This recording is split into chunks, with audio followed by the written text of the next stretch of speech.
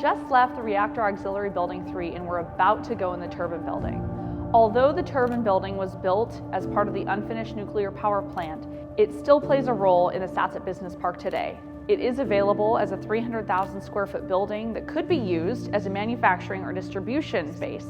However, its original purpose was very different. Ross, can you take us through how the turbine building would have functioned as part of the nuclear power plant?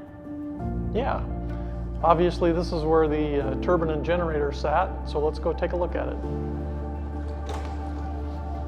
So we're in the turbine building. It's over 600 feet long and 200 feet wide, and would have housed both turbine and generators for the Unit 3 and Unit 5 projects. We're standing by the condenser pit for the Unit 3 side.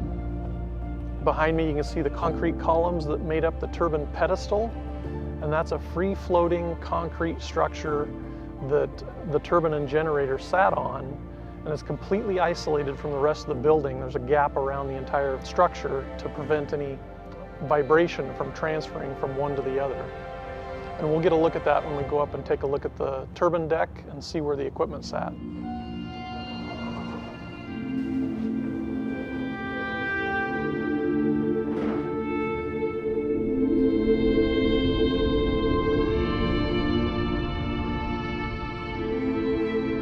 So we're on the top floor of the turbine deck, and we're standing on the turbine pedestal. As I explained below, the free-floating pedestal where the turbine and generator sat. The steam turbine was behind you within that railing, and behind me is where the generator sat, connected to the turbine. So the steam generated in the reactor building was piped over here and would spin the turbine assembly on this end, connected to the generator on this end. The generator had a net output of 1,243 megawatts. We'll walk over here towards the common bay, which is actually the center of the building, bisects the building in half. It's the access for any materials or equipment to come from the ground up to the turbine deck. And you'll get a sense of scale of the size of the building as you take a look over.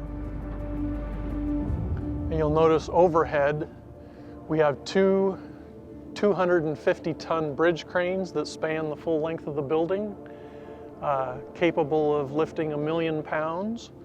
And clearly they were used for lifting the generator and turbine equipment up to this level. Now that we've had a chance to take a look at the turbine building for both Units 3 and 5, let's go take a closer look at Unit 5, which, as we learned earlier, is a lot less complete than Unit 3.